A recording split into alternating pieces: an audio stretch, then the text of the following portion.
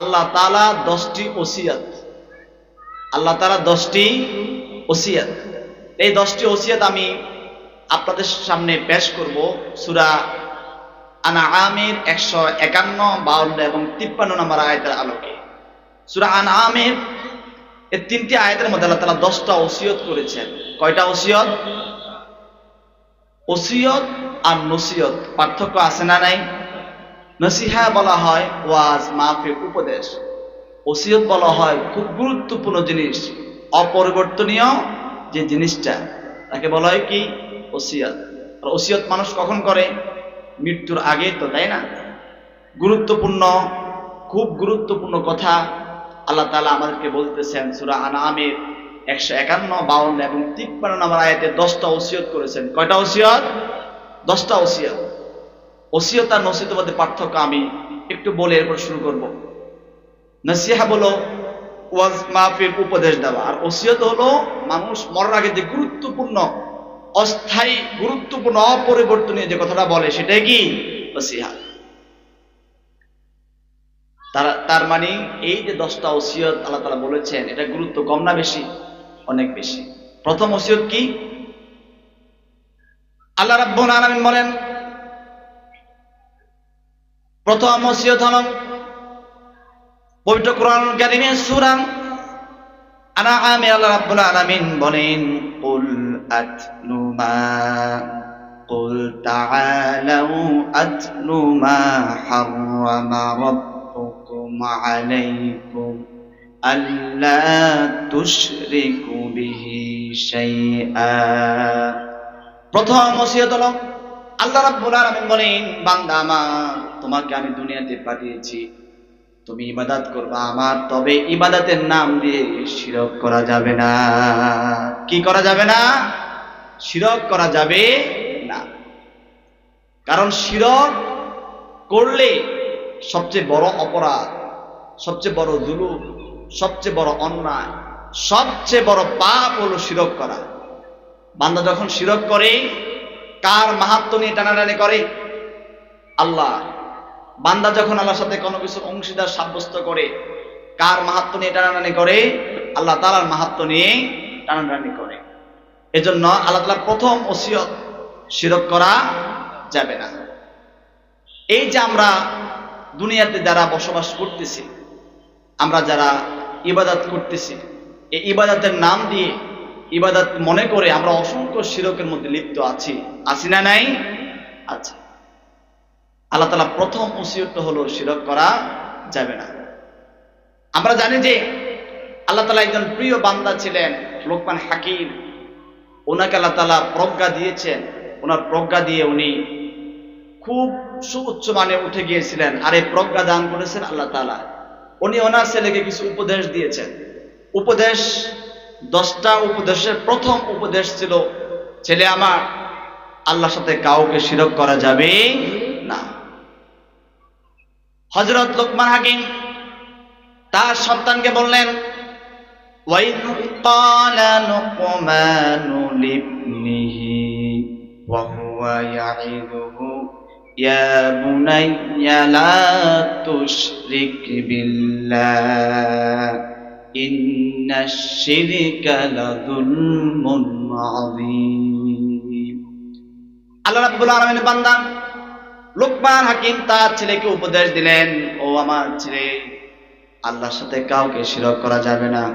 নিশ্চয় শিরক করা বড় অপরাধ, শিরক করা বড় অপরাধ।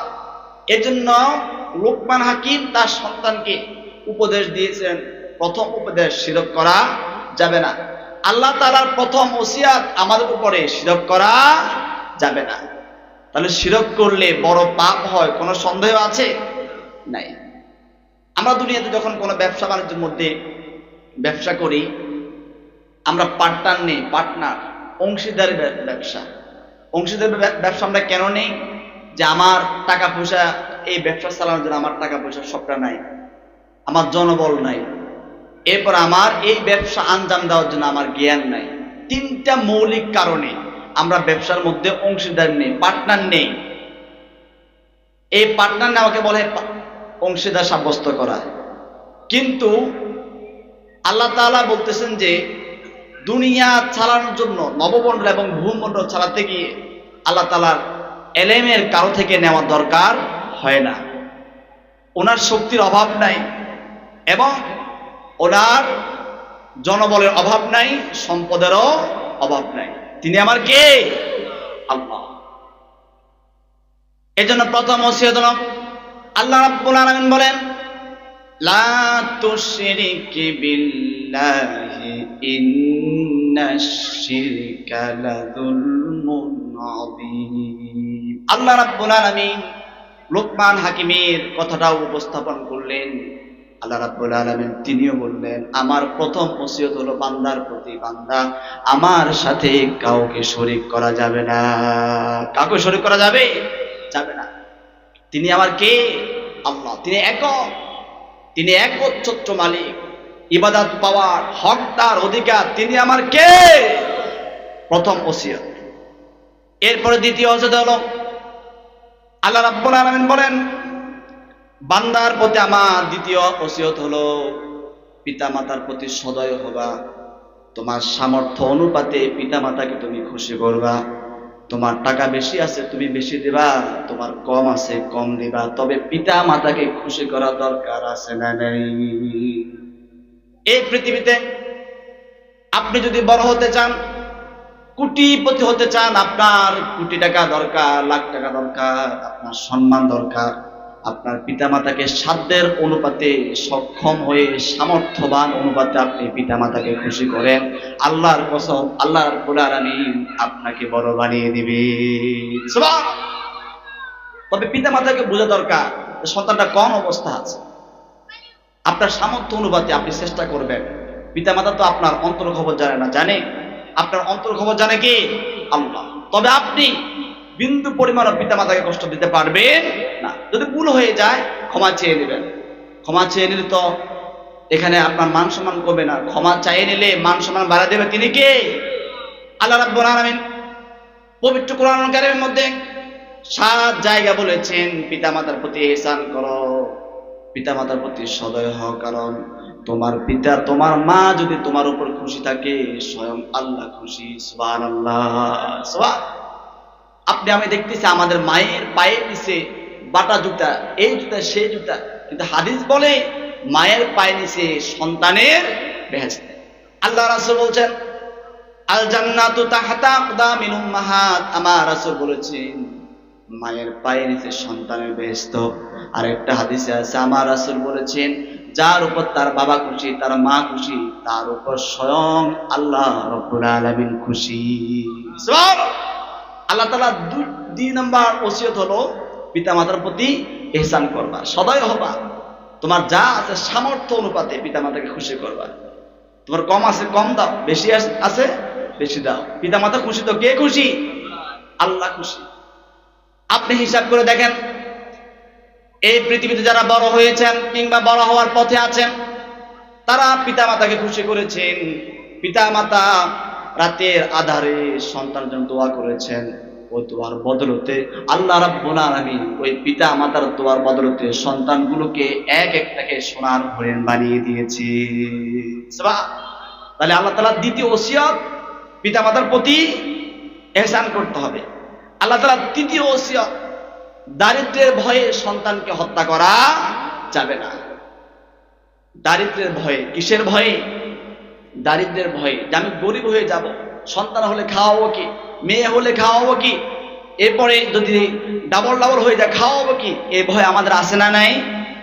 ভাইয়ের আমার, দুনিয়ার সব মানুষ যারা দুনিয়া থেকে বিদায় নিয়েছেন, যারা বর্তমানে আছেন, যারা আসবেন, সবার রিজিকের ব্যবস্থা করেছেন তিনি আমার কে? তিনি আমার কে?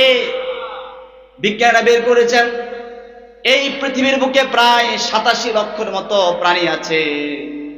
এই প্রাণীগুলোকে কে খাওয়াচ্ছেন? আমার আপনার আশেপাশে অসংখ্য পিঁপড়া আছে না নাই? অসংখ্য পাখি আছে না নাই? অসংখ্য পাখি, অসংখ্য প্রাণী আল্লাহ রাব্বুল আলামিন সৃষ্টি করেছেন। এবার বলুন দেখি, সকালে আমি আপনি কয়টা পাখিকে কয়টা পিঁপড়াকে খাবার খাওয়াইছি? একটাকেও দেই নাই। তার মানে কি পিঁপড়াগুলো মারা গিয়েছে? কবুতরগুলো মারা গিয়েছে, পাখিগুলো মারা গিয়েছে, মারা যায় নাই। আমার আল্লাহ রাব্বুল আলামিন ওই পাখি পিঁপড়া সব 87 লক্ষের মতো বিজ্ঞানীরা বলেছেন সব প্রাণীর রিজিকের ব্যবস্থা করেছেন তিনি আমার কে। আল্লাহ রাব্বুল আলামিন বলেন ওয়ামা মিন দাব্বাতিন ফিল আরদি ইল্লা আলাল্লাহি রিজকুহা। আল্লাহ রাব্বুল আলামিন বলেন তাম পৃথিবীতে যত প্রাণীর খাবারের প্রয়োজন, খাদ্যের প্রয়োজন, আমি আল্লাহ সব প্রাণীর খাবারের ব্যবস্থা করে রেখেছি। আপনারা জানেন এই পৃথিবীতে অসংখ্য প্রাণী আছে। এই পৃথিবীতে প্রায় মাছ আছে প্রায় 34,000 প্রজাতির। এরপরে পাখি আছে প্রায় 11,000 প্রজাতির। এরপরে স্তন্যপায়ী যারা দুধ খাওয়ায় এমন প্রাণী এই পৃথিবীতে আছে প্রায় 6,500-এর মতো। এরপরে সরীসৃপ প্রাণী, যে প্রাণীগুলো বুকের উপর ভর দিয়ে চলে, যেমন কুমির, সাপ, এই করে সরীসৃপ প্রাণী পৃথিবীর বুকে আছে প্রায় 11,000-এর মতো। উভয়চর প্রাণী, যে প্রাণীগুলো শুকনার মধ্যেও থাকে আবার পানিতেও থাকে, যেমন ব্যাঙ, এই ধরনের প্রাণী আছে প্রায় 8,000-এর মতো। এরপরে এই পৃথিবীর বুকে প্রায় পোকামাকড় আছে প্রায় 10 লাখের মতো। বিজ্ঞানীরা এরপরে ক্যালকুলেশন করে দেখেন প্রায় 87 লক্ষের মতো প্রাণী আছে। তারা গবেষণা করতে পেরেছেন মাত্র 20 লক্ষ। আরো বলেছেন আরো তারা জন্ম নিচ্ছে। সব প্রাণীর রিজিকের ব্যবস্থা করেছেন তিনি আমার কে। তিনি আমার কে? তিনি আমার রব। তো সন্তানদের দুনিয়া আসবে, এই যে সন্তান দুনিয়া আসবে, কি খাবো, কি খাওয়াবো? এবার যদি আমরা সন্তানকে হত্যা করি তাহলে আল্লাহর কাট করায় আমরা অপরাধী হব কি হব না? আল্লাহ রাব্বুল আলামিন বলেন ওয়ালা তাকতুলু আওলাদাকুম খাশিয়াতা ইমলাক নাহনু নারযুকুহুম ওয়া ইয়্যাকুম। আল্লাহ রাব্বুল আলামিন বলেন রিজিকের ভয়ে সন্তানকে হত্যা করিও না, আমি তোমাদেরকে খাওয়াচ্ছি। ওই সন্তান যেটা আগত সন্তান তাকেও আমি খাওয়াবো। সুবহানাল্লাহ। আল্লাহর দ্বিতীয় ওসিয়ত, রিজিকের ভয়ে সন্তানকে হত্যা করা যাবে না। ভাইরা আমার, শুধু সন্তান নয়, কাউকে হত্যা করা যাবে না অন্যায় ভাবে। আল্লাহ রাব্বুল আলামিন বলেন ওয়াল্লাযীনা লা ইয়াদউনা মা'আল্লাহি ইলাহান আখার ওয়া লা ইয়াকতুলুনান নাফসাল্লাতী হারামাল্লাহু ইল্লা বিল হক। আল্লাহ রাব্বুল আলামিন বলেন অন্যায় ভাবে কোনো মানুষকে হত্যা করতে পারবে না। আর আল্লাহর প্রিয় বান্দারা অন্যায় ভাবে কাউকে হত্যা করে না। সুবহানাল্লাহ। তাহলে আল্লাহ তাআলা 3 নম্বর ওসিয়ত কি? অন্যায় ভাবে সন্তানকে মারা যাবে না। আল্লাহ তাআলা 4 নম্বর ওসিয়ত, অশ্লীল পরিহার করতে হবে, ব্যয়পনা পরিহার করতে হবে। আমাদের সমাজে, আমাদের পরিবারগুলোর মধ্যে অশ্লীলতা, ব্যয়পনা আছে না নাই? আছে। আগে মানুষ বিভিন্ন সিনেমা হলে গিয়ে সিনেমা দেখতো, এখন মোবাইলটা এক একটা সিনেমা। আগে সিনেমা ছিল একটা, এখন প্রতিজনের কাছে এক একটা সিনেমা। যে ঘরে টিভি নেই, মোবাইল আছে, সেই ঘরে টিভি থাকার মতোই, তাই নয় কি? আল্লাহ তাআলা বলেন আমার পক্ষ থেকে তোমাদের জন্য 4 নাম্বার ওসিয়ত হলো অশ্লীলতার দিকে ধাবিত হওয়া যাবে না। আল্লাহ তাআলা বলেন ফাহিশা কাজের দিকে ধাবিত হওয়া যাবে না, কারণ ফাহিশা, অশ্লীলতা হলো গহিত কাজ। আল্লাহ তাআলা সেটাকে পছন্দ করে না। ওই কাজটা তোমাদেরকে আস্তে আস্তে ঈমান হরণের দিকে নিয়ে যেতে পারে। নাউজুবিল্লাহ। আল্লাহ রাব্বুল আলামিন বলেন ওয়ালা তাকরাবুজ জিনা ইন্নাহু কানা ফাহিশাতাও ওয়া সাআ সাবিলা। আল্লাহ রাব্বুল আলামিন বলেন আমার বান্দারা জিনার নিকটবর্তী হয়ো না, কারণ এই জিনার কারণে তোমার ঈমানটা বের হয়ে যেতে পারে। নাউজুবিল্লাহ। জিনার নিকটবর্তী হওয়া যাবে না। এজন্য আল্লাহ তাআলা 4 নম্বর ওসিয়ত, জিনার নিকটবর্তী হওয়া যাবে না। অশ্লীলতা, খারাপ ব্যয়াপনাকে সাপোর্ট করা যাবে না। আর যারা অশ্লীলতা বেয়াপনাকে ছড়িয়ে দিবে সমাজের মধ্যে, তাদের জন্য আযাব আছে না নাই? আচ্ছা, আল্লাহ রাব্বুল আলামিন বলেন, ইন্নাল্লাযীনা ইউহিব্বুনা আন তাশিআল ফাহিশাতু ফিল্লাযীনা আমানু লাহুম আযাবুন আলীম ফিদ দুনিয়া ওয়াল আখিরাতি ওয়াল্লাহু ইয়ালামু ওয়া আনতুম লা তা'লামুন। আল্লাহ রাব্বুল আলামিন বলেন, আমি ওই সমস্ত মানুষগুলোকে পাকড়া করব, দুনিয়ার বুকে তাদেরকে লাঞ্ছনা দেব, পরকালেও তাদের জন্য কঠিন আযাবের ব্যবস্থা আমি করে রেখেছি। তারা হলো ওই সমস্ত মানুষ যারা মুমিনদের মধ্যে জিনা ব্যভিচার ছড়িয়ে যাক সেটা চায়, এমন শ্রেণীর মানুষ আমাদের সমাজে আছে না নাই? কথা বলেন। এমন শ্রেণীর মানুষ আছে যে না, নর্তকীর আয়োজন করা হোক, টাকা দেব, সমস্যা নাই। গানের আয়োজন করা হোক, টাকা দেব। ঈমান হরণের কাজ, সেটার আয়োজন করা হোক, টাকা দেব। কিন্তু তাফসীর মাহফিল, ওয়াজ মাহফিল হোক, প্রথম দফায় বাধা আছে না নাই? লাগবে না, লাগবে না, ওয়াজ হচ্ছে, অনেক ওয়াজ হচ্ছে।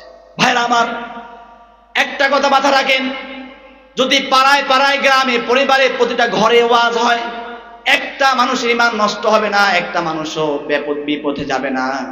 কিন্তু যদি গ্রামে একটা নর্তকী, একটা কনসার্টের আয়োজন করা হয়, আল্লাহর কসম কোটি মানুষের ঈমান হরণ হয়ে যাবে, ঠিক না? পাড়ায় পাড়ায় ওয়াজ হলেও আপনার ঈমান যাবে না। আপনি ওয়াজ শোনেন আর না শোনেন, আপনার ঈমানটা একটু হলো তাজা হবে, একটু ভালো লাগবে। কারণ আল্লাহর কোরআনের মধ্যে তাসির আছে না নাই? কাফেররা বিরোধিতা করতে কিন্তু গোপনে গিয়ে কোরআন শুনতো, কিসে? কোরআনের প্রভাবে। পৃথিবীর সব সুরকে অম্লান করে দেয় কোরআনের সুর, পৃথিবীর সব আওয়াজকে বিনষ্ট করে দেয় কোরআনের আওয়াজ। যে কোরআন শুনলে পরে ইমানদারের ইমানের শক্তি আর বৃদ্ধি পেয়ে যায়। ইমাম আবু হানিফার মতে ইমান একক দিনে সেটা বাড়ে না, তবে ইমানের শক্তি বাড়ে। আল্লাহ তাআলা বলেন, ওয়াইদা তুলিয়াত আলাইহিম আয়াতুহু যাদাতুহুম ঈমানা। আল্লাহ রাব্বুল আলামিন বলেন, বান্দার সামনে যখন মহামহিমান্বিত কোরআন তাফসীর শুরু হয়ে যায়, ব্যাখ্যা শুরু হয়ে যায়, আয়াত পেশ করা শুরু হয়ে যায়, বান্দার ইমানের শক্তি আরো বৃদ্ধি পেয়ে যায়। সুবহানাল্লাহ, ইমানের শক্তি বাড়ে। কি বাড়ে? ইমানের হিম্মত, পাওয়ার, কুওয়াত বেড়ে যায়। তাহলে যারা সমাজে চায় অশ্লীলতায় বেহায়াপনা ছড়িয়ে পড়ুক, তাদের সাথে আমাদের কোনো সম্পর্ক নাই। বুঝতে হবে তারা শয়তানের প্রোপাগান্ডা। ভাইয়ের আমার, আল্লাহ রাব্বুল আলামিনের 4 নাম্বার ওসিয়ত হলো অশ্লীলতার দিকে যাওয়া যাবে না। আল্লাহ তাআলার 5 নাম্বার ওসিয়ত হলো অন্যায় ভাবে কাউকে হত্যা করা যাবে না। অন্যায় ভাবে কাউকে হত্যা করা যাবে না। কাউকে তো দূরের কথা, আয়াত বলে কোন নফস মারা যাবে না। আপনি একটা নফস, মানে আপনি একটা আত্মা, আপনি একটা প্রাণী। তার মানে কাউকে তো মারা দূরের কথা, অন্যায় ভাবে নিজেকে নিজে মানে আত্মহত্যা করাও যাবে না। আল্লাহ তাআলা বলেন, ওয়ালা ইয়াকতুলুনান নাফসাল্লাতী হারামাল্লাহু ইল্লা বিল হক।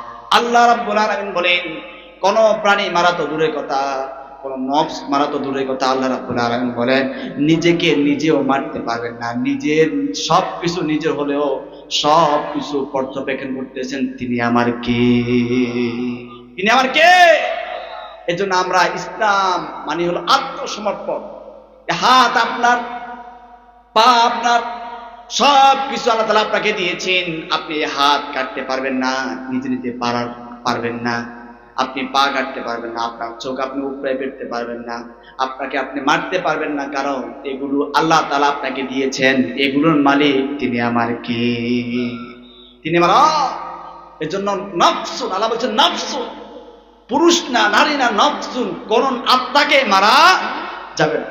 তবে হ্যাঁ, হাদিস শরীফে আয়াতের ব্যাখ্যা আছে, তাফসীরে ইবনে কাসির তো অসংখ্য মুফাসসির ব্যাখ্যা করেছেন 3টা কারণে কোন মানুষকে মারা যাবে। জিনার শাস্তি মানে রজম, কেসাসের শাস্তি। এরপরে কোনো ব্যক্তি মুরতাদ হয়ে যদি ইসলামের এগেনস্টে কোনো কাজ করে, কার্যকলাপ করে, ইসলামী শাসনতন্ত্র বলে তাকে মারা যায়। এই 3 শ্রেণীর মানুষ ছাড়া অন্যায়ভাবে আপনি কাউকে মারতে পারবেন না। মারা যাবে, কিন্তু আমরা দেখতে পাই নিজের বলিয়ান নিজে চেয়ারে বসে থাকার কারণে জন্য কত মানুষকে মারছে। প্রথম আলো এবং ডেইলি স্টার এবং ডেইলি ক্যাম্পাসের তথ্য অনুপাতে 24-এর আন্দোলনে, বিপ্লবী আন্দোলনে প্রায় 1000 মানুষ, ছাত্র জনতা, যুবক, আবাল বৃদ্ধা বনিতা শহীদ হয়েছে। নাউজুবিল্লাহ বলে। ভাইরা আমার, তাহলে আল্লাহ রাব্বুল আলামিনের 5 নাম্বার ওসিয়ত হলো কাউকে মারা যাবে না, অন্যায়ভাবে মারা যাবে না। যদি আপনি অন্যায়ভাবে মারেন, আমার আল্লাহ রাব্বুল আলামিন বলেন, কেউ যদি কাউকে অন্যায়ভাবে মারে, একটা মানুষকে মারে, সে যেন পৃথিবীর সব মানুষকে মেরে ফেললো। নাউজুবিল্লাহ। আবার কেউ যদি কাউকে রক্ত দিয়ে বিভিন্ন ভাবে বাঁচিয়ে রাখে, আল্লাহ রাব্বুল আলামিন বলেন, সে যেন দুনিয়ার সব মানুষকে বাঁচিয়ে রাখলো। এই জন্য ভাইরা আমার, আল্লাহ তাআলার 5 নাম্বার ওসিয়ত হলো মানুষকে অন্যায়ভাবে মারা যাবে না। কিন্তু আমার মতের বিপক্ষে গেলে, আমার মতের বিরুদ্ধে গেলে, আমার মতাদর্শ না হলে তার উপর টর্চারিং, অত্যাচার আছে না নাই?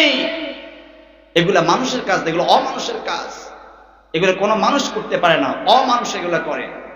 তাহলে আল্লাহ তাআলার 5 নাম্বার ওসিয়ত সূরা আল আনামের অনুপাতে যে অন্যায়ভাবে মানুষকে হত্যা করা যাবে না। আল্লাহ রাব্বুল আলামিন বলেন, কেউ যদি অন্যায়ভাবে কাউকে হত্যা করে, সে যেন দুনিয়ার সমস্ত মানুষকে অন্যায়ভাবে হত্যা করলো। আবার কেউ যদি দুনিয়ার কোন মানুষকে বাঁচিয়ে রাখে, আল্লাহ রাব্বুল আলামিন বলেন, সে যেন দুনিয়ার সমস্ত মানুষকে বাঁচিয়ে রাখলো। সুবহান।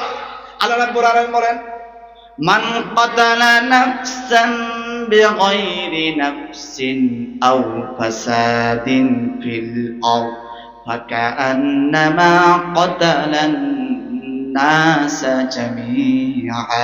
আল্লাহ রাব্বুল আলামিন বলেন, কোন ব্যক্তি যদি কোন নফসকে বাঁচিয়ে রাখে, অথবা কোন নফসকে সে চেষ্টা প্রচেষ্টা দিয়ে বাঁচিয়ে রাখে, সে যেন দুনিয়ার সব মানুষকে বাঁচিয়ে রাখলো। আবার কেউ যদি কোন মানুষকে অন্যায়ভাবে মেরে ফেলে এবং বিশৃঙ্খলা সৃষ্টি করে, সে যেন জমিনের বুকে মানুষকে, সব মানুষকে মেরে ফেললো, আর জমিনের বুকে সে বিশৃঙ্খলা সৃষ্টি করলো। নাউজুবিল্লাহ। তাহলে আল্লাহ তাআলা 5 নাম্বার ওসিয়াত, অন্যায়ভাবে কাউকে হত্যা করা যাবে না। 6 নাম্বার ওসিয়াত, এতিমের সম্পদ অন্যায়ভাবে অসৎ উপায়ে নিজের মনে করে ভক্ষণ করা যাবে না। আল্লাহ তাআলা বলেন যে এতিমের সম্পদ অন্যায়ভাবে তোমরা ভক্ষণ করিও না। আমার ওসিয়ত তোমাদের প্রতি। কার ওসিয়ত? কার প্রতি? আমাদের প্রতি। কি করা যাবে না? অন্যায়ভাবে এতিমের সম্পদ নিজের মনে করে ভক্ষণ করা যাবে না। এতিমের সম্পদ আপনি রাখতে পারবেন, সংরক্ষণ করে রাখতে পারবেন। এই এতিম বুঝের হলে তাকে আবার 16 আনা তাকে বুঝে দিতে হবে। তবে হ্যাঁ, তাকে আপনি যে লালন পালন করবেন, করার সময় কিছু টাকা লাগবে, কিছু খরচ হবে, তার সম্পদ থেকে যাবে। 1 টাকা খরচ করবেন, 1 টাকা লিখে রাখবেন, হিসাব দিবেন। 1 টাকা খরচ করবেন, 3 টাকা 2 টাকা নিজের পকেটে করবেন। এভাবে করা যাবে। বুঝে আসছে? এবার আসলে এতিম কাকে বলে? এই এতিমের সংজ্ঞাটা আমরা অনেকে, আমাদের প্রচলিত একটা সংজ্ঞা আমরা দিয়ে থাকি, যেটা আমরা অনেকে ভুল করি, যে যার মা না সে এতিম। বাচ্চাটা ছোট, তার মা মারা গেছে, সে এতিম না। ইসলামের পরিভাষায় এতিম হলো ওই লোক, ওই ছেলে, যে ছেলে নাবালেগ, তার বাবা নাই, নাবালেগ তার বাবা নাই, সে কি এতিম। বাবা আছে নাবালেগ, মা নাই, সে এতিম হবে না, সে অসহায় ধরতে পারে। বুঝে আসছে? তাহলে এতিম কাকে বলে? যে ছোট নাবালেগ, তার বাবা মারা গেছে, সে কি এতিম। আল্লাহ রাব্বুল আলামিন বলেন, এতিমের সম্পদ তোমরা অন্যায়ভাবে ভক্ষণ করিও না। তোমরা যদি এতিমের সম্পদ অন্যায়ভাবে ভক্ষণ করো, তোমরা মনে করছো তোমরা এতিমের সম্পদ খাচ্ছ। আমার রব বলেন, তারা এতিমের সম্পদ খাচ্ছে না, বরং তারা জাহান্নামের আগুন ভক্ষণ করতেছে। নাউজুবিল্লাহ। আল্লাহ রাব্বুল আলামিন বলেন, ইন্নাল্লাযীনা ইয়াকুলুনা আমওয়ালাল ইয়াতামা যুলমান ইন্নামা ইয়াকুলুনা ফি বুতুনিহিম নারা ওয়া সায়াসলাউনা সাঈরা। আল্লাহ রাব্বুল আলামিন বলেন, কেউ যদি এতিমের সম্পদ অন্যায়ভাবে জুলুম করে ভক্ষণ করে, সে যেন সম্পদ খাচ্ছে না, বরং সে যেন আল্লাহর আগুন খাচ্ছে, জাহান্নামের আগুন খাচ্ছে। নাউজুবিল্লাহ। এতিমের সম্পদ ভক্ষণ করা যাবে? অন্যায়ভাবে যাবে না। এতিম যদি বড় হতে তার টাকার প্রয়োজন, পড়াশোনা করবে, টাকার প্রয়োজন, তার সম্পত্তিকে আপনি ব্যয় করতে পারবেন, যতটুকু লাগে ততটুকু। লাগবে 1 টাকা, ব্যয় করবেন 2 টাকা, 1 টাকা নিজের পকেটে নেবেন, এটা জায়েজ নাই। যদি এমন করেন, আল্লাহর কাঠগড়ায় অপরাধী হওয়া লাগবে কি লাগবে না? ভাইয়ের আমার, আল্লাহ রাব্বুল আলামিন ওনার সংরক্ষণে, আল্লাহ রাব্বুল আলামিন এতিমের সম্পদ সংরক্ষণ করে রেখেছেন। আপনারা জানেন, পবিত্র কোরআনুল কারীমের মধ্যে একটা সূরা আছে, সূরাতুল কাহাফ। সূরাটার নাম কি? সূরাতুল কাহাফ। 18 নম্বর সূরা পবিত্র কোরআনের, 18 নম্বর সংকলনের দিক থেকে 18 নম্বর সূরা। এই সূরাতুল কাহাফের মধ্যে একটা ঘটনা আছে, 4টা ঘটনা আছে। তার মধ্যে একটা সুন্দর ঘটনা হলো মুসা নবী এবং খাজির আলাইহিস সালাম। মুসা নবী এবং খাজির, কেউ বলছেন খিজির, তবে তাফসীরে আসছে খাজির। খিজির আর খাজির যাই বলেন, মুসা আলাইহিস সালাম এবং খিজির আলাইহিস সালাম, এই 2 নবীর মধ্যে একটা ঘটনা ঘটছিল। শুনবেন বলবো। সূরা কাহাফের 18 নম্বর সূরা। আল্লাহ রাব্বুল আলামিন এই সূরার মধ্যে 4টা বিষয় নিয়ে কথা বলছেন। তার মধ্যে একটা মজার কিচ্ছা হলো, ঘটনা হলো, আল্লাহ রাব্বুল আলামিন আল্লাহর এক নবী আর আল্লাহর এক বান্দার মধ্যে একটা ঘটনা ঘটিয়েছেন। আল্লাহ নবী মুসা একজন জ্ঞানী মানুষ ছিলেন। ওনাকে প্রশ্ন করলেন ওনার কওমেরা, ও মুসা আলাইহিস সালাম, ও আমাদের নবী, আপনি বলেন তো এই এলাকার, এই সম্প্রদায়ের মধ্যে সবচেয়ে জ্ঞানী কে? মুসা আলাইহিস সালাম বলেন, আমি। কারণ স্বাভাবিক, আপনি বিশ্বাস করতে হবে নবী এবং রাসূলরা সবচেয়ে বেশি জ্ঞানী। মুসার কথা কিন্তু অমূলক না, মিথ্যা না। ওই সময়কার যেহেতু মুসা শ্রেষ্ঠ এবং আল্লাহর নবী সে বড় জ্ঞানী, এটা মিথ্যার কিছু নাই। আমার আল্লাহ রাব্বুল আলামিন মুসাকে আরো একটু জানাবেন। সাথে সাথে আল্লাহ রাব্বুল আলামিন মুসাকে ওহী করে পাঠালেন, ও মুসা, তোমার থেকেও একজন জ্ঞানী আছে অমুক জায়গায়। তখন মুসা আলাইহিস সালাম অহংকারী হন নাই, বিনয়ী হয়ে বললেন, আল্লাহ তাআলা, আমি ওখানে যাব, তার থেকে আমি জ্ঞান শিখবো। কে বলতেছেন? মুসা। বিনয় হয়েছেন, অহংকারে হয় নাই যে আমি কেন শিখবো, আমিও তো জ্ঞানী, এটা বলেন নাই। বিনয়ের সাথে বললেন যে আল্লাহ, আমি তার থেকে আমি জ্ঞান নেব। আল্লাহ তাআলাকে বললেন, আল্লাহ তাআলা, কি করতে পারি? আল্লাহ রাব্বুল আলামিন বললেন, ও মুসা, একা একা সফর করা বৈধ নাই, তোমার সাথে একজন সফর সঙ্গী লাগবে। ইসলামও বলে একা একা সফর করা যাবে না, কমপক্ষে 2 জন লাগবে, এটা ইসলামের বিধান।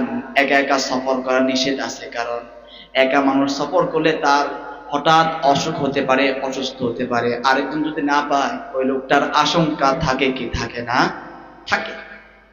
আমার আল্লাহ রাব্বুল আলামিন মুসাকে বলল, মুসা, তুমি আরেকজন সফর সঙ্গী নাও।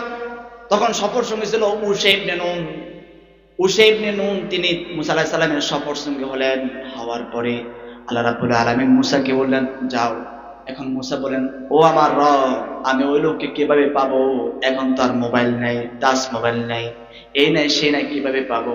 আমার রব বলেন, ও মুসা, তুমি তাকে পাওয়ার একটা সহজ উপায় আছে।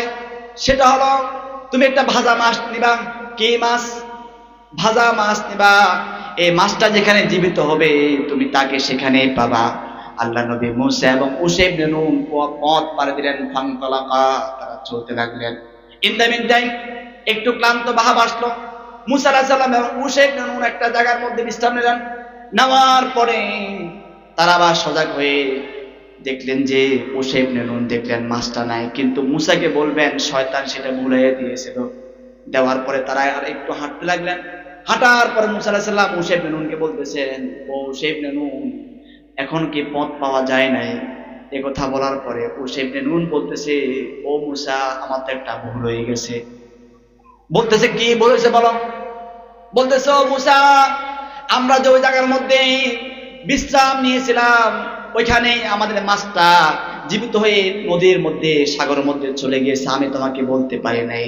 ফানসাহু শয়তান, শয়তান আমাকে ভুলাই দিয়েছে। ভুলাইছে কে? শয়তান। শয়তান সেখানে আছে না নাই? আচ্ছা, এই শয়তানকে পাওয়ার দিয়েছে কে? আল্লাহ। তো মুসা আলাইহিস সালাম উশাই ইবনে নুনকে বকা দেন নাই, কারণ মুসা আলাইহিস সালামের লক্ষ্য হলো জ্ঞান শিখবেন। জ্ঞানের কাছে গিয়ে জ্ঞান শিখবেন, জ্ঞান আহরণ করবেন। মুসা আলাইহিস সালাম ইউশা ইবনে নুনকে নিয়ে ওই জায়গায় গিয়ে দেখেন একজন লোক চাদর দিয়ে বসে আছে।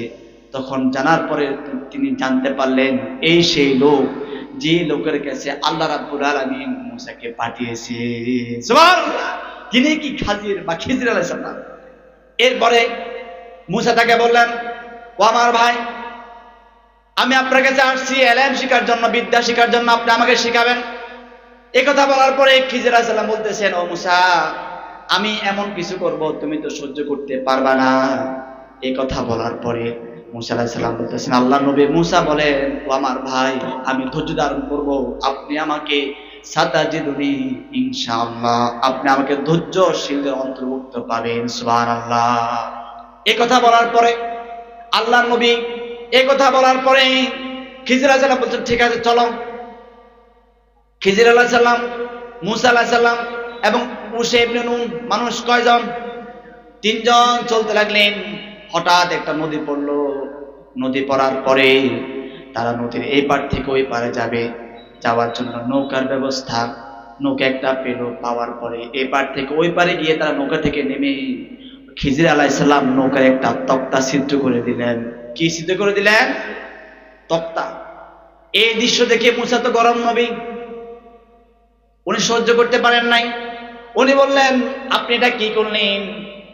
আপনি নৌকা দিয়ে এই পার থেকে ওই পারে আসলেন, ও লোকটা আপনার উপকার করলো, আপনি তাকে পারিশ্রমিক দেন নাই, বরং তার জীবিকা অন্বেষণ করার জন্য নৌকাটা আপনি ছিদ্র করে দিলেন। এ কথা বলার পরে খিজির আলাইহিস সালাম বলতেছেন, ও মুসা, আমি না বলছি তুমি আমার সাথে আমি যা করবো সহ্য করতে পারবা না। এ কথা বলার পরে মুসার ওই কথাটা মনে পড়ে গেল। মুসা বলছে, ঠিক আছে ভাই, আমি আর বলবো না। চলতে লাগলো।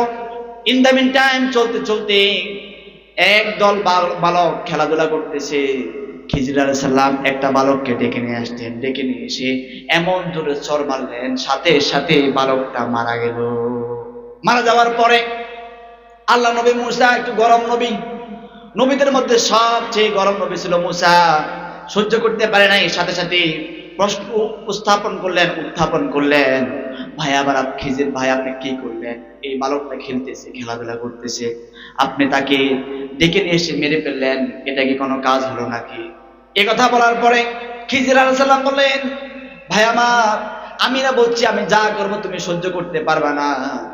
এ কথা বলার পরে মুসা আলাইহিস সালাম বললেন, ঠিক আছে ঠিক আছে ঠিক আছে, চলেন। চলতে লাগলো। ইউশা ইবনে নুন, মুসা এবং খিজির আলাইহিস সালাম, তিনজন ব্যক্তি চলতে চলতে তাদের ক্ষুধা লাগলো।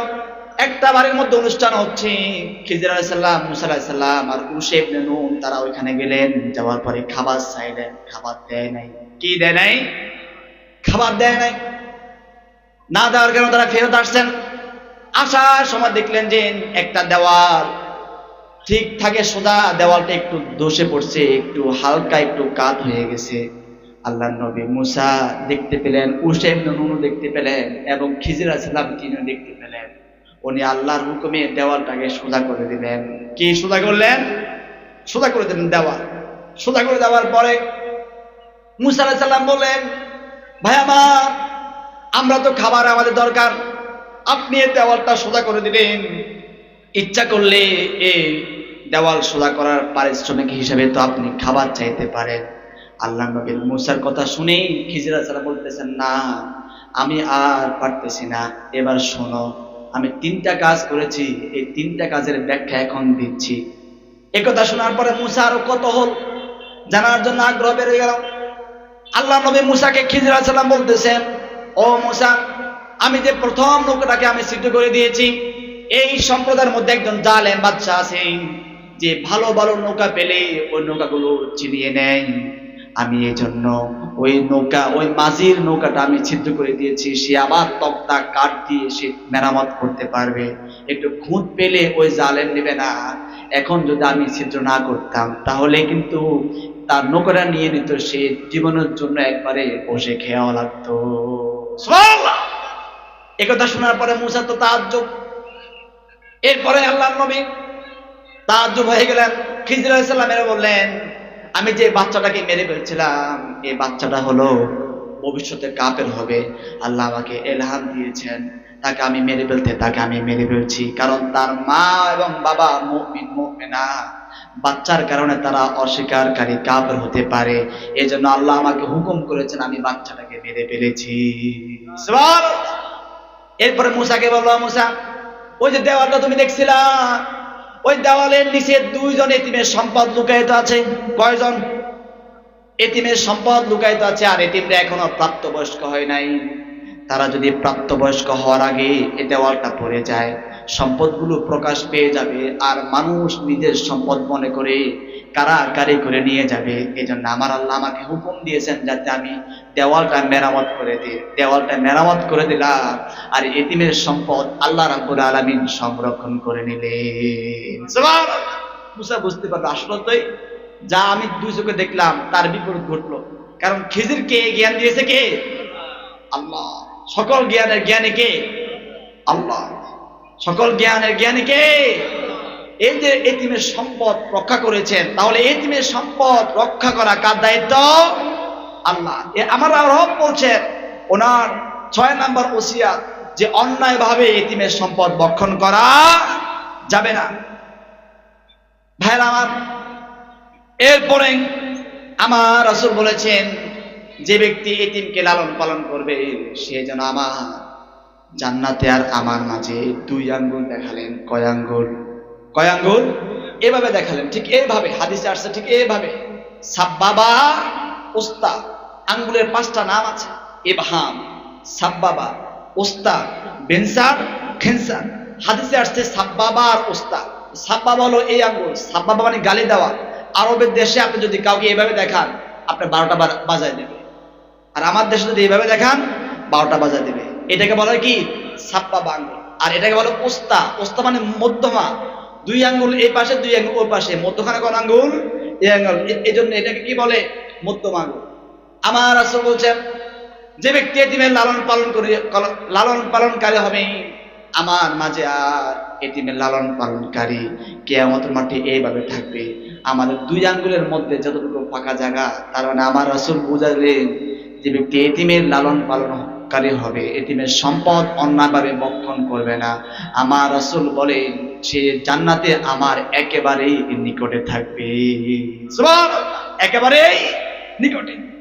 এরপরে আল্লাহ তাআলা 6 নাম্বার ওসিয়ত আমরা জানলাম। 7 নাম্বার ওসিয়ত হলো আল্লাহ তাআলা বলেন যে ওজনে কম দেওয়া যাবে না।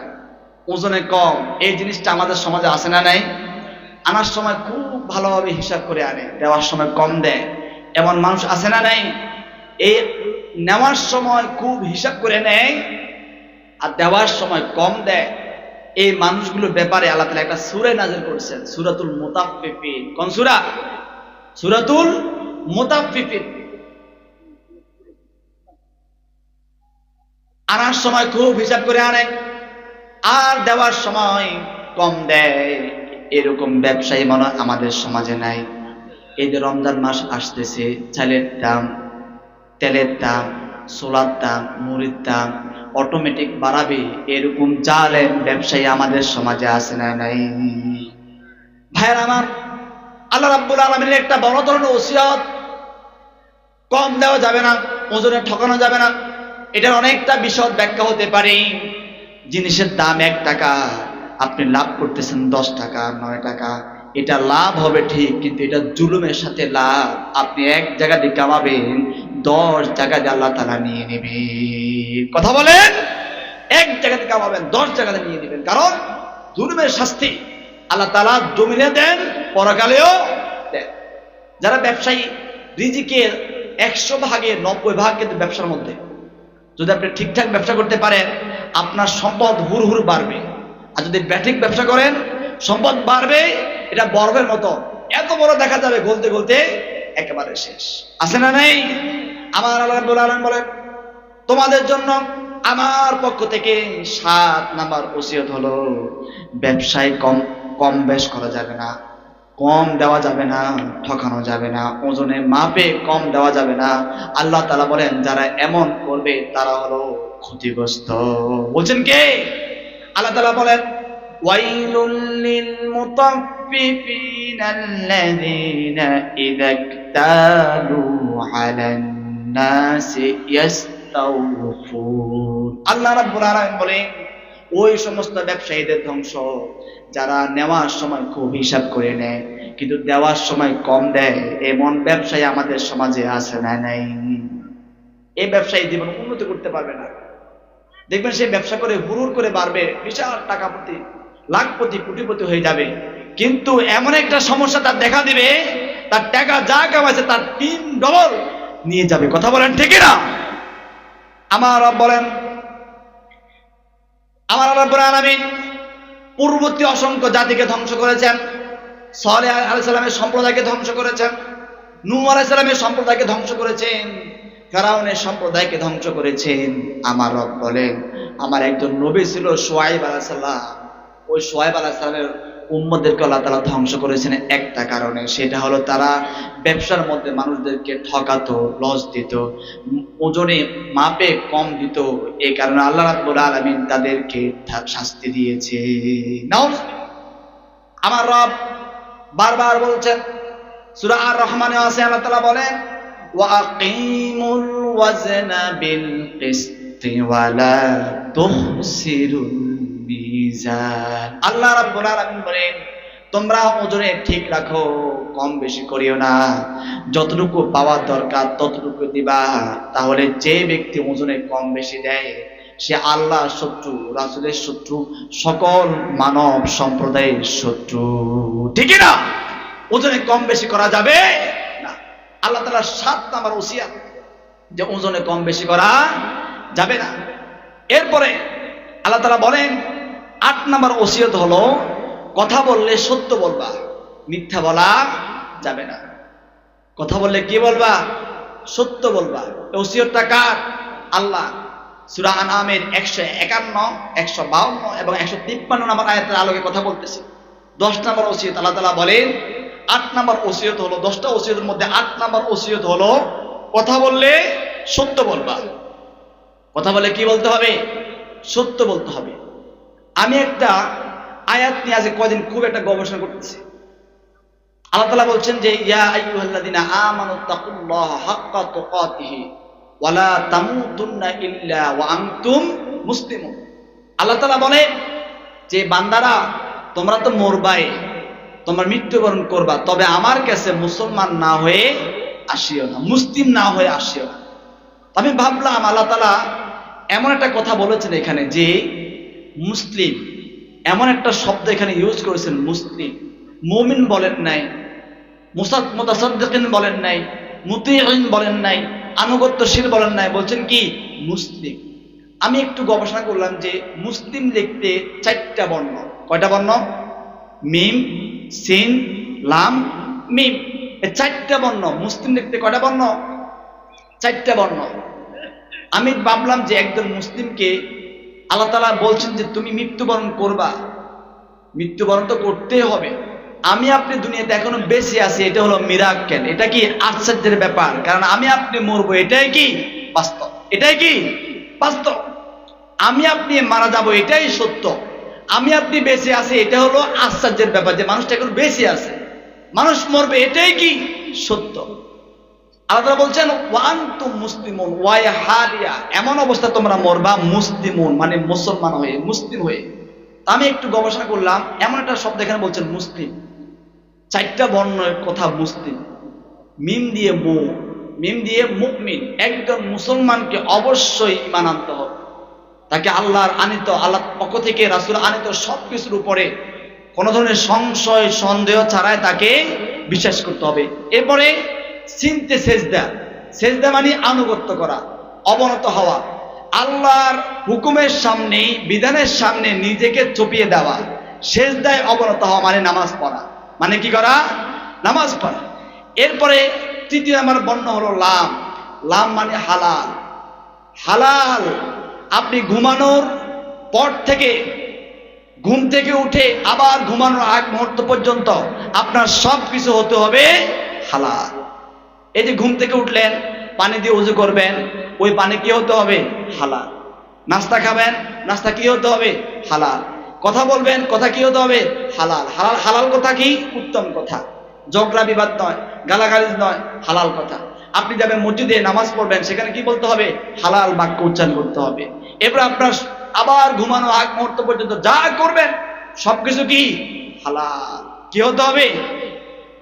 হালাল হতে হবে। প্রথম মিম দ্বারা পাইছি মুমিন, দ্বিতীয় সিন দ্বারা পাইছি সেজদা, মানে বিনয় হওয়া, আল্লাহর হুকুমগুলো মেনে নেওয়া। লাম দ্বারা পেয়েছি হালালের মধ্যে থাকা।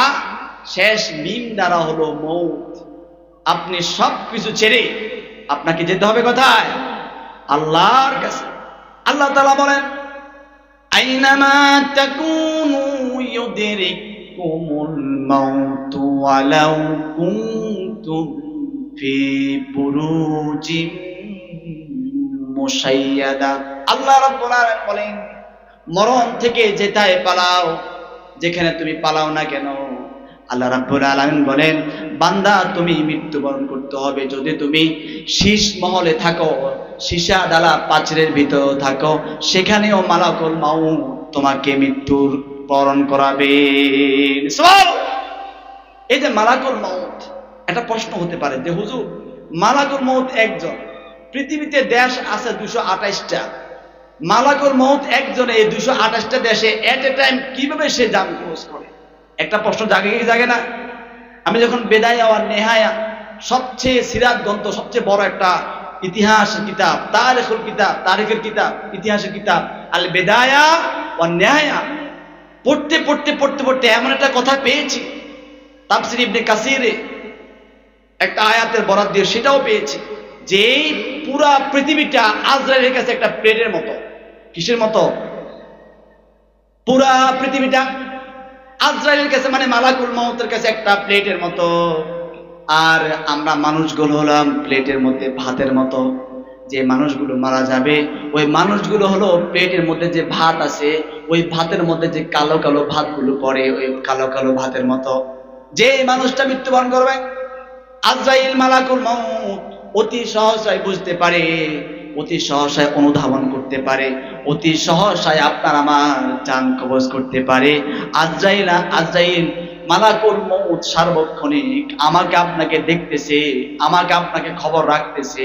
আল্লাহ রাব্বুল আলামিন এই পাওয়ার আজরাইলকে দিয়ে দিয়েছে। সুবহানাল্লাহ। পুরো পৃথিবীটা আজরাইলের কাছে কিসের মতো? এটা প্লেটের মতো। আমার মত আল বেদায়া ওয়া নেহায়া ইবনে কাসিরের লেখা, আবার তাফসীর ইবনে কাসির, দুটো একই পাইছি। আমি আজকে আসার সময় মিলাইছিলাম, আসলে কথাটা সত্য। না হয় একটা মানুষ এট এ টাইম কিভাবে, পাকিস্তানে একটা মানুষ মরতেছে এট এ টাইম, বাংলাদেশে একটা মানুষ মরতেছে at a time, Sri Lanka at a time, ভারতে মরতেছে, রাশিয়া মরতেছে, ফ্রান্সে মরতেছে, ভুটানে মরতেছে। এই যে এট এ টাইম মরতেছে, সে ওই যে পুরা পৃথিবী তার কাছে প্লেটের মতো, বাট খুঁজতে তার সময় লাগে না। সুবহানাল্লাহ বলেন। এবারে হিসাব করেন মালাকুল মাউত কত, ওই ব্যবস্থা কতটা বিশাল আকৃতির। ওই সময় যে আসে, ওই সময় যে মালাকুল মাউত আসে, আপনার আমার জান কবজ করবে, আমরা কিন্তু দেখতে পাই। যারা ইমানদার তাদের কাছে ভালো লাগে, তাদের খুশি। যারা বেঈমান তাদের কষ্ট, কাঠিন্য টেনে হিচড়ে তারা বের করে দেয়। এই যে টিস্যুর বক্স আছে না, টিস্যুর বক্স থেকে কিছু টিস্যু আমরা টান দিয়ে বের করি। যদি একটা টিস্যু নিচে থাকে শেষ, তখন আমরা কি করি? একবারে গাতে কুটে এভাবে বের করি না? বের হচ্ছে না কেন? তারা হাত ভরে বের করে দেয়। আল্লাহ রাব্বুল আলামিন বলেন, ঠিক যারা কাফের, বেঈমান, অমুসলিম, আল্লাহদ্রোহী, তাদের জানটা একটা টিস্যু যখন শেষ হয়ে যায়, যখন আমরা হাত দিয়ে কেটে কুটে বের করি, এভাবে বের করেন। আর যারা মুমিন, তাদের জানটা টিস্যু উপরে থাকা অবস্থায় টান দিলে যে বের হয়ে যায়। আমার রব বলেন, ঠিক সেভাবে ইমানদারদের জান বের হয়ে যায়। সুবহানাল্লাহ। ইমানদারদের জান ঠিক সেভাবেই বের হয়ে যায়।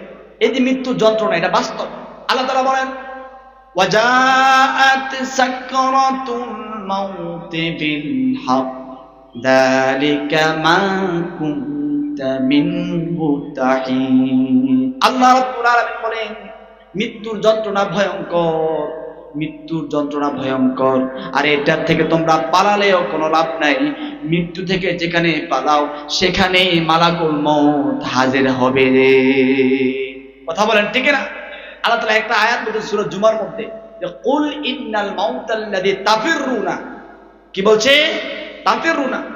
আমার ওস্তাদের পাশে আমি বসে আছি, তাফিরুনা একটা শব্দ ইউজ করছেন, তাফিরুনা। তাফিরু মাদ্দা হলো ফারারা, ফাররা ইয়াফিরু বাবে নাসারা থেকে আসলে পলায়ন করা। আল্লাহ বলতেন যে তাযহাবুনা চলে যাবে, তাখরাজুনা তাখরুজুনা বের হয়ে যাবে, আরো শব্দ আছে, তাজিউনা চলে যাবে, এগুলা বলেন না, বলছেন কি তাফিরুনা। কি বলছেন? তাফিরুন। একটু খেয়াল করেন, আরবিতে একটা ইঁদুরের নাম হলো ফারাতুন ইঁদুর। আরবিতে ইঁদুরের নাম কি? ফারাতুন ইঁদুর। আর তাফিরুনার মাদ্দার সাথে একটা মিল আছে, খেয়াল করে দেখেন। আপনার সামনে যদি কোন একটা ইঁদুর ভুলে চলে আসে, ওই ইঁদুর কি বসে থাকে নাকি সে এদিক সেদিক যেদিকে পালায়, যেদিকে চায় সে সেদিকে ছুটে? কথা বলেন। যেদিকে পথ পাবে সেদিকে ছুটবে, হোক পানি আগুন, সে কিছু বাঁধবে না, কারণ তার সামনে মানুষ, একটা প্রাণী চলে আসছে, সে পলানোর জন্য, পলায়ন করার জন্য পথ খুঁজবে। আমার বলেন বান্দাও ঠিক সেভাবে তাফিরুনা, মরণ থেকে অনেক দূরে পালিয়ে যাবে। আমার আল্লাহ রাব্বুল আলামিন বলেন পালানোর কোনো সুযোগ নেই, সে যেখানে পাক সেখানে যাক, মালাকুল মউত ওই মৃত্যু বরণকারী ফেরেশতা ব্যক্তির জান কবজ করে নেবে, ব্যক্তির জান কবজ করে নেবে। তো বলতেছিলাম যে হালাল আপনাকে থাকতে হবে। আপনার পোশাক কি হবে? হালাল। খাবার কি খেতে হবে? হালাল। কথা বলতে হবে হালাল কথা, মানে ভালো কথা। চলতে হবে হালাল পথে, ধরতে হবে হালাল জিনিস, সবকিছু কি হতে হবে? হালাল। আমার রব বলে হালালের মধ্যে একটা উত্তম জিনিস হলো হালাল কথা বলা। আল্লাহ তাআলার ৮ নম্বর ওসিয়াত, কথা বলবা হালাল বলবা। কি বলবা? হালাল বলবা এবং সত্য কথা বলবা। আল্লাহ রাব্বুল আলামিন বলেন ইয়া আইয়ুহাল্লাযীনা আমানু তাকুল্লাহা ওয়া কুলু কাওলান সাদীদা। আল্লাহ রাব্বুল আলামিন বলেন ও আমার ঈমানদার বান্দারা, আল্লাহকে ভয় করো, আল্লাহকে ভয় করার মতো ভয় করো, আর ওয়াকুলু তোমরা বলো কাওলান সাদীদা, সত্য কথা বলো, মিথ্যা বলো না, কারণ মিথ্যাবাদীকে আল্লাহ রাব্বুল আলামিন লানত দিয়েছে। কে লানত দিয়েছে? আল্লাহ তাআলা বলেন লানাতুল্লাহি আলাল কাযিবিন, মিথ্যাবাদীর উপর আল্লাহর লানত।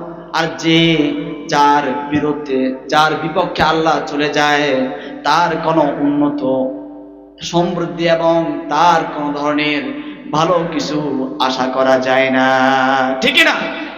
এরপর আমার রাসূল বলছেন মিথ্যাবাদী যে বলবে সে মুনাফিকের খাসলত আলামত বহন করবে। আমার রাসূল বলছেন একটা হাদিসে পাওয়া যায় 3টা আলামত, আরেকটা হাদিসে পাওয়া যায় 4টা আলামত। আমার রাসূল বলেছেন ইদা হাদাসা কাযাবা ওয়া ইদা ওয়া'দা আখলাফা ওয়া ইদা উতমিনা খানা ওয়া ইদা খাসামা ফাজারা। মুনাফিকের আলামত হলো 3টা, কথা বললে মিথ্যা বলে, ওয়াদা করলে ভঙ্গ করে, আমানতের খেয়ানত করে, আর যখন কথা বলে মানুষের সাথে ঝগড়া করে, তখন গালাগালি করে। এমন শ্রেণীর মানুষ আমাদের সমাজে আছে না নাই? তাহলে আল্লাহ তাআলা 10 নম্বর ওসিয়াত, সত্য কথা বলতে হবে। আপনার বিরুদ্ধে যাক, আপনার মায়ের বিরুদ্ধে যাক, আপনার বাবার বিরুদ্ধে যাক, আপনার কি বলতে হবে? সত্য বলতে হবে। এই হুকুমটা কার? আল্লাহ রাব্বুল আলামিন বলেন ইয়া আইয়ুহাল্লাযীনা আমানু কুনু কাওয়ামিনা বিল কিসতি শুহাদাআ লিল্লাহ ওয়ালাউ আলা আনফুসিকুম আওয়াল ওয়ালিদাইনি ওয়াল আকরাবিন।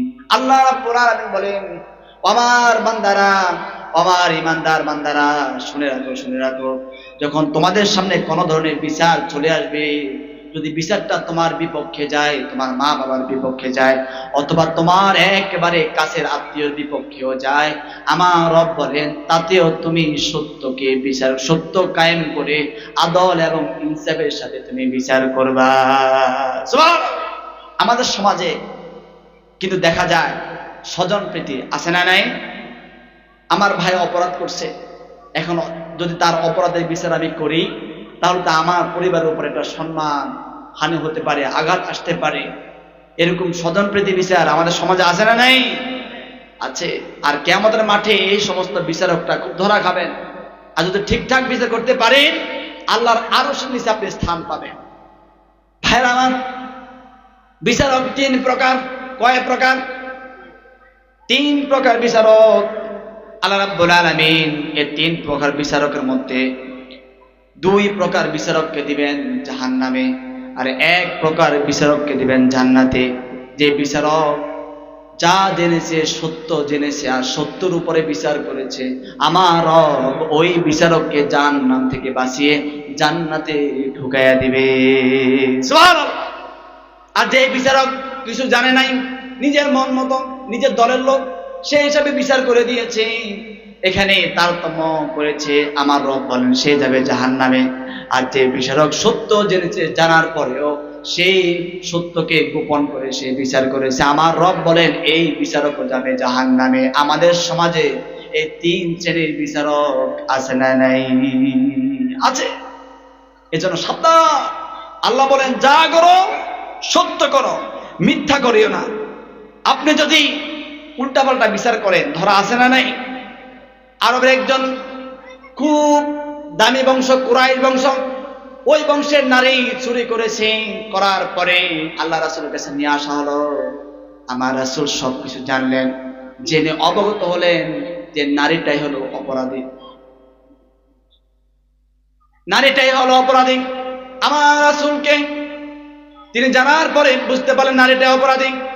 এরপরে তিনি বললেন তার হাত কাটা হবে। একথা শোনার পরে অন্যান্য লোকেরা বলল যে কিভাবে তার হাত কাটা হবে, সে আমাদের বংশের লোক। ও রাসূলুল্লাহ, ইয়া রাসূলুল্লাহ, আপনি তাকে মাফ করে দেন। আমার রাসূল বলেছেন লাউ সারাকাত ফাতিমা বিনতে মুহাম্মদ লাকাতাতু ইয়াদাহা, যদি আমার মেয়ে ফাতেমা চুরি করত, এখন আমি আল্লাহর হক কায়েম করতে আমি দ্বিধাবোধ করতাম না। সুবহানাল্লাহ। 10 নাম্বার 8 নাম্বার ওসিয়ত, যে কথা বললে সত্য বলতে হবে, বিচার করলে সত্য বিচার করতে হবে। এরপরে 9 নাম্বার ওসিয়ত, আল্লাহ তাআলা বলেন ওয়াদা করলে, আল্লাহর সাথে যে ওয়াদা করেছিলাম আমরা, এই ওয়াদা আমরা পালন করতে হবে। আমরা একটা ওয়াদা করেছিলাম কোন জগতে? আলমে আরোহার মধ্যে একটা ওয়াদা করেছিলাম। সমস্ত রূহকে আল্লাহ তাআলা একসাথে করে বললেন আলাস্তু বিরাব্বিকুম, আমরা কোন ধরনের প্রশ্ন ছাড়াই বলেছি ক্বালু বালা, হ্যাঁ হে রব আপনি আমাদের রব। কিন্তু দুনিয়াতে আসার পরে রবকে ভুলে যায় এরকম বেঈমান আছে না নাই? কথা বলে। হাদিসে আসছে প্রতিটা সন্তান, ইহুদি হোক, খ্রিস্টান হোক, নাসারা হোক, আল্লাহর একাত্মবাদের উপরে, ফিতরাতের উপর জন্মগ্রহণ করে। যখন ছেলেটা মেয়েটা আস্তে আস্তে বড় হয়, ওই ছেলে মেয়ে যখন বড় হতে লাগে, তার বাবার কারণে সে ইহুদি হয়, না হয় নাসারা হয়, সে নামাজি হয়, না অগ্নি পূজক হয়, তার বাবার কারণে হয়। তার মানে সন্তান খারাপ হওয়ার, সন্তানকে বেলায় যাওয়ার, সন্তানকে মানুষ করার বাবার ভূমিকা আছে না নাই? আছে। কিয়ামতের মাঠে ধরা খাবে। সন্তানকে আপনি যদি ঠিকঠাক মানুষ করতে না পারেন, ওই সন্তান আপনার জাহান্নামে যাওয়ার কারণ হবে, কারণ আপনি দায়িত্বশীল।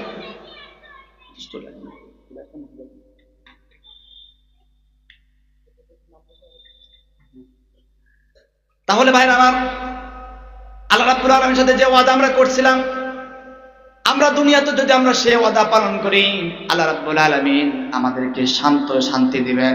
কিন্তু আমরা শান্তি চাই, ইনসাফ চাই না, এরকম লোক আমাদের সমাজে আছে না নাই? আচ্ছা, তাহলে আমরা আল্লাহর সাথে যে ওয়াদা করছি, আল্লাহ আপনি আমাদের রব, আপনি আমাদের পালন কর্তা, রিজিক দাতা, আপনাকে ভয় করি আর ইবাদত আপনার জন্যই। ইয়াকা না'বুদু ওয়া ইয়াকা নাস্তাঈন, বিপদে পড়লে আপনার কাছে সাহায্য চাই। যদি আমরা দুনিয়াতে এই আদলে, এই নিয়ম নীতি, এই সূত্রের উপর থাকতে পারি, রহমত বর্ষণ করবেন তিনি আমার কে? এরপর 10 নম্বর ওসিয়ত, আল্লাহ তাআলা বলেন যে আমি তোমাদেরকে একটা পথ দিয়েছি, সে পথের নাম হলো, তাফসীরকাররা ব্যাখ্যা করেছেন সে পথের নাম হলো ইসলাম। সে পথের নাম কি? ইসলাম।